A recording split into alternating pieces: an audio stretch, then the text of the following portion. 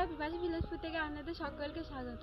আজ অনেকদিন পর নিয়ে চলে এসেছি আবারও একটা অন্য রকমের রেসিপি নিয়ে। তো আজকের রেসিপিটা করতে চলেছি এঁচোড়ের ডালনা। তো একদম গ্রীষ্মের কি বলবো, একদম চড়া রোদে এখন আমি গাছের নিচের একদম ছাওয়ায় বসে রেসিপি করব। দেখুন, কিছুদিন আগে যখন ভিডিও করেছিলাম তখন গাছগুলো পাতাগুলো সব ঝরে গেছিলো, আর এখন দেখুন একদম ঘন সবুজ পাতায় ভরে গেছে। আর দেখুন আমাদের উঠোনটা একদম পুরো ছাওয়ায় ভর্তি হয়ে গেছে। তো চলুন রেসিপিটা শুরু করি, আপনারা প্রথম থেকে শেষ অবধি দেখতে থাকুন। তো বন্ধুরা, এদিকে আমি আদা রসুন ছাড়িয়ে বেটে নিচ্ছি, আর ওইদিকে দাদা এঁচোড়টাকে কেটে দিচ্ছি।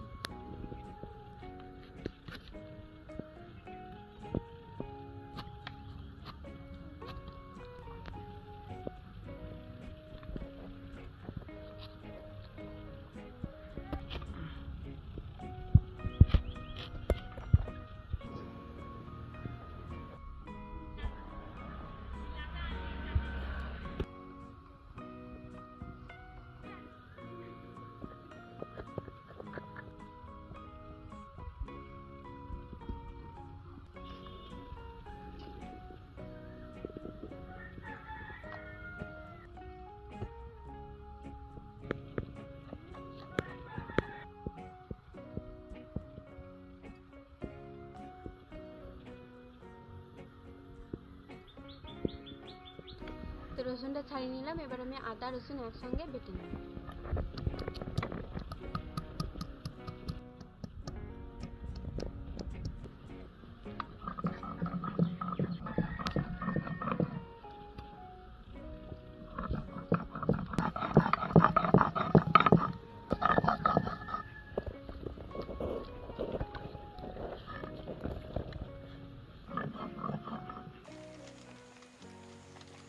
আদা রসুন একসঙ্গে বেটে নিলাম, এবারে পাত্রের মধ্যে তুলে নেব। এবারে আমি পেঁয়াজ দুটোকে গ্রেট করে নেব।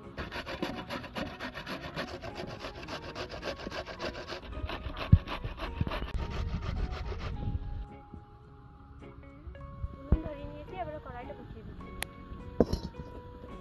কড়াই গরম হয়েছে, দিয়ে দিচ্ছি তেল। ফোড়নে প্রথমেই দিয়ে দিচ্ছি 2টি তেজপাতা, দিয়ে দিচ্ছি সামান্য কিছুটা সাদা জিরে, দিয়ে দিচ্ছি আদা রসুন যেটা বেটে রেখেছিলাম। এবারে দিয়ে দিচ্ছি পেঁয়াজ গ্রেট করাটা।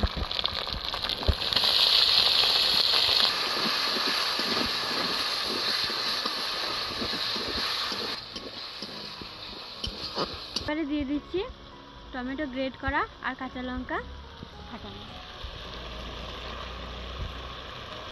কাঁচা লঙ্কাটাকে আমি আগে থেকেই ফাটিয়ে রেখেছিলাম।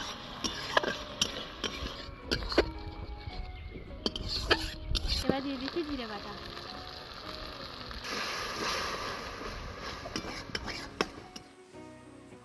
এবার দিয়ে দিচ্ছি পরিমাণ মতো হলুদ।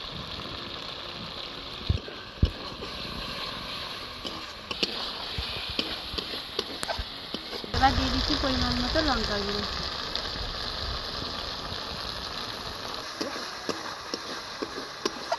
দিয়ে দিচ্ছি পরিমাণ মতো লবণ।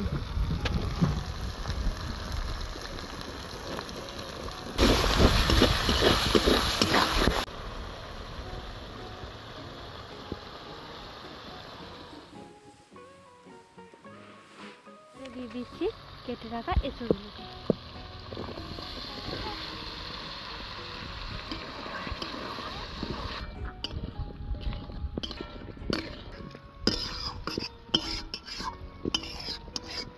এবারে দিয়ে দিচ্ছি পরিমাণ মতো চিনি।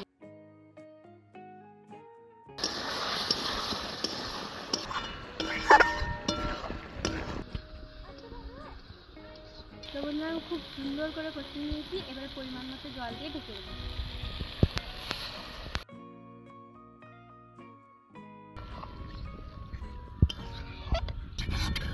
কিছুক্ষণের জন্য আমি ঢেকে দেবো, যাতে এঁচোড়টা ভালোভাবে সিদ্ধ হয়ে যায়।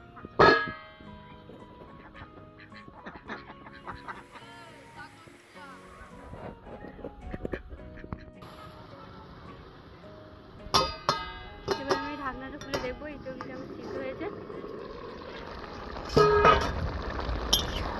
দেখুন বন্ধুরা, কালারটা কি হেভি এসেছে। এগুলো দেখুন এরকম খুব সুন্দরভাবে সিদ্ধ হয়ে গেছে। এবারে আমি নামিয়ে নেব, এবারে আচার করে নেব।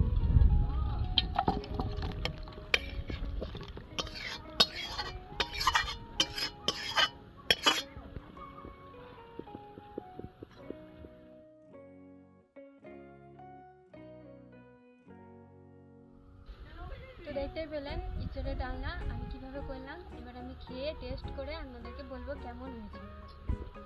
তো চলো নিয়ে নিই।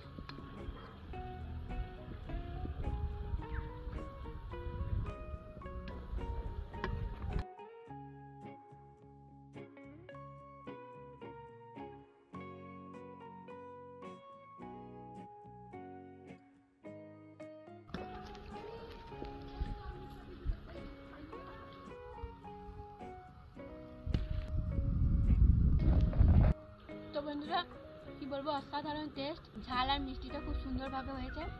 আপনারা অবশ্যই আমার মতো এই রেসিপি আপনাদের বাড়িতে বানিয়ে করে খান, অবশ্যই ভালো লাগবে।